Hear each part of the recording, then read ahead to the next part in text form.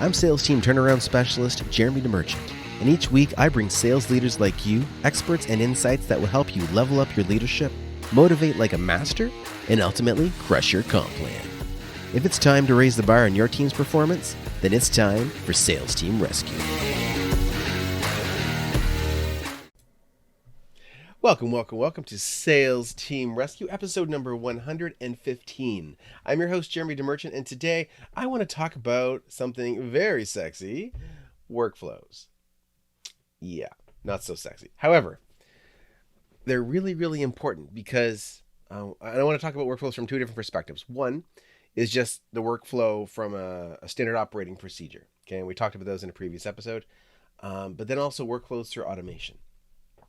Now, why are these important? Well, in order to be able to grow your sales results, you need to be able to measure your process and know where to improve. So a mentor once told me you need to inspect what you expect. You need to keep your eyes on it to make sure it's happening. And you can't grow what you can't measure. I'm sure there's some fancy line around that too. But you need to be able to measure what you're doing. So step one in creating workflows, and I'm going to show you how these two things go together. But before you worry about templates and automations, you need to think about the process you want to create for your prospect and how that's going to impact their perception of you and your company and your product. So think about what part of your process makes sense to use something custom, some kind of communication that's always customized, versus a part where you can use something that might be a little bit more templated. And before you start worrying too much about it, I want you to just go through your sales process with a customer. So look at your last sale. What happened? How did they come in? How did you fall into their existence, right? Their awareness. What was the experience? Did they look you up on Google first? Did they look at a website? Did they look on Facebook or another social media platform? How did they find you? What actually made them reach out? Did they just book through a booking link, or did they reach out to a mutual friend and ask for an introduction? Map that out. And then when you got into the conversation, how did it go? And then did they say yes right away, or was there follow-up? And so just go through end to end with your last sale. And if you haven't had a sale, then you're going to do it on your first sale, your next sale. But if you've already had a sale, it's just much easier because you don't have to overthink it. What worked, what didn't. And then once you've mapped out the process from end to end, then think, one, what could I do to make this even better? And this might not be the last sale you made. Maybe it's the last opportunity that came in that you didn't close. Think about that experience. How can you make that better? And before we automate it, I want you to think about how you can just do it without automation. How can you create a better experience, more touch points, more consistency in the experience through those touch points, looking back? So for example, maybe the scenario you're looking at is a prospect that didn't move forward, and it was the challenge was they chose somebody else. And they chose somebody else because they didn't feel you had built up enough authority, or they weren't confident in your company's ability to deliver. Okay, now you know that. Great. Now it's unfortunate for that particular experience, but once we know, we can do something about it. So where can we add in more pieces of proof, of testimonials, of case studies that can help build that authority, build that trust? And maybe if you have different lines of business, so to speak, maybe there's a different series of testimonials or a different series of communication based around that. Somebody, believe it was Stu McLaren, once said in a program I went through with him that you can have case studies to counteract any objection you have. And first of all, case studies will help you overcome the authority issue. Because at least you're showing that you've had clients already. But as you get even further down that rabbit hole, you can create case studies that overcome each objection that you have. Got a price objection? Great. You know what? So-and-so felt the exact same way. Let me tell you about them. And these case studies become stories. And then you can send them through emails in the story form, but it's even more powerful if you can deliver them one-on-one. Not scalable, but very effective. Or deliver them in a video form, which is scalable. Okay, but just think about that. What could you do for the last person that you brought through your sales process, whether they said yes or no?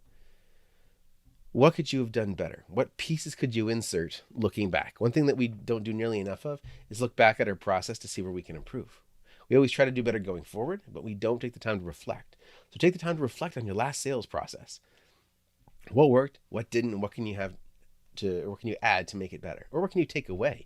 Did you overdo it on something? Did you send too many emails? Right? There's lots of options around this stuff. So I want you to take the time to analyze that and create at least version 1 or version 2 of a process for your sales. And once you have it written down and documented, then you can make it even better, but you got to write it down. Okay, once you've documented it and you feel pretty good about it, it's not going to be perfect. It's never going to be perfect, right? You're always evolving it. But then I want you to look at that process and think, what pieces could I automate? Now, we still want to keep personalization in, but there are certain things that you can use technology to help you with. So for example, if one of the challenges in your sales process is you're booking a lot of calls, but not very many people are showing up to the calls, there's a gap. How do we bridge that gap? Well, you could personally have someone from your team call, hey, just saw you booked for tomorrow at 2, just want to confirm the appointment. Great, right? You could do that. Or you could personally call, but I encourage you to have somebody on your team call if you're going to do that. Or you can have an email and or a text go out that could link to a video where you're saying, hey, look, I'm super glad that you booked the appointment and looking forward to having the conversation with you. Here's 3 things that you can prepare for a call to make the most out of it. So you can add those different things, and you can use technology to automate it. So maybe it's some type of series where, based on the date of the appointment, the day before they get the reminder, but in that reminder there's a video or something, right? There's many different ways you can do it, but think about how you can automate it. But don't jump to the automation too soon. The biggest mistake we make is we try to take a shortcut, and we try to let technology work too well for us or too much. First, make sure that the messaging you're giving feels personalized. And to do it, you're going to want to write it personalized. So maybe I'm going to say, hey, Mr. Smith, was great. Let's say, for example, after a call, I had a first conversation and I want to send an email. Hey, Mr. Smith, it was great having a conversation with you today. I really loved how you XYZ. As promised, here is the application link that we discussed, and also here's XYZ. Okay. So that's an email that I would just write personally. Now I can step back, look at that email, see what text or links or other content would apply to multiple people, and separate that from lines that would be specific to them. Okay, so for example, in that scenario that I provided, most of that email can be automated. It's going to be, hey, thank you so much for meeting. Here's the XYZ. And so you might need to fill in manually the part that they asked for. We've got a couple different templates. Like for a previous client, I had a version of a post-call email that just sent application links. Then there's another one that sent application links along with a webinar because people would ask for that. And there's another version as well. So there's a few different versions based on the different scenarios, but it was only like 3 or 4.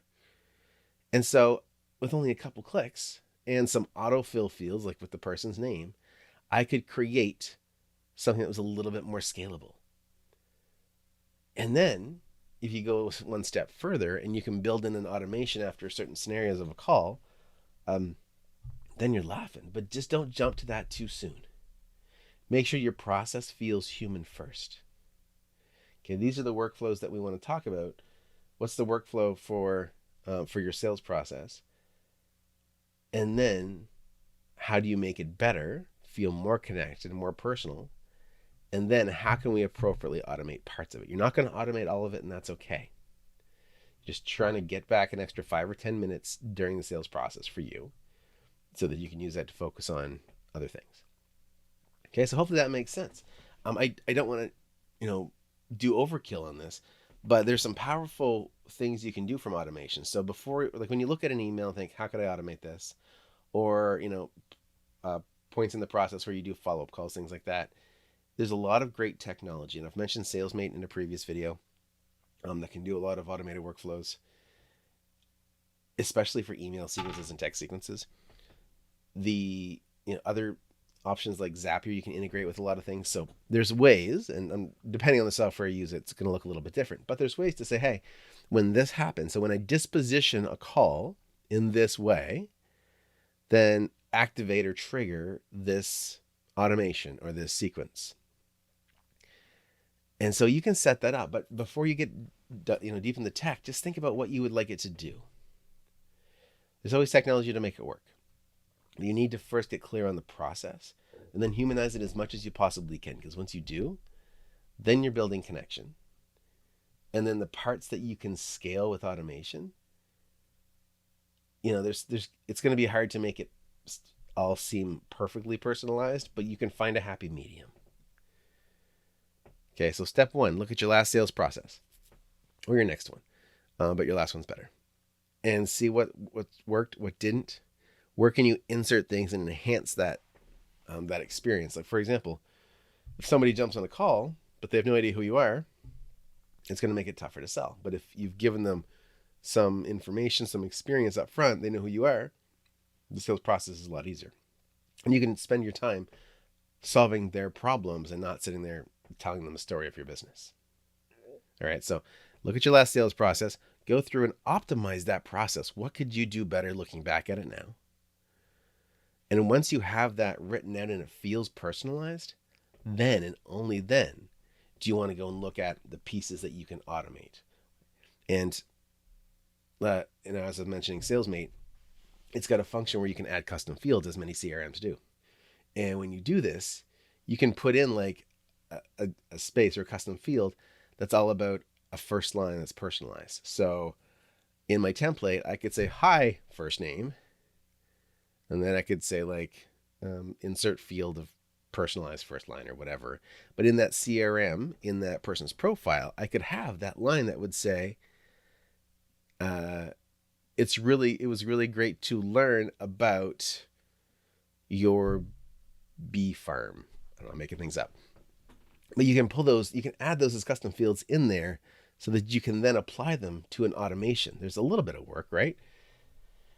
But you can, if you've got 300 people that you have a custom first line saved or like set up as a custom field in their profile, you can build that automation in. And as long as you've done it properly with the right language that fits the proper point in the email structure, you can send out 300 emails very, very quickly. Okay, so that's just one example.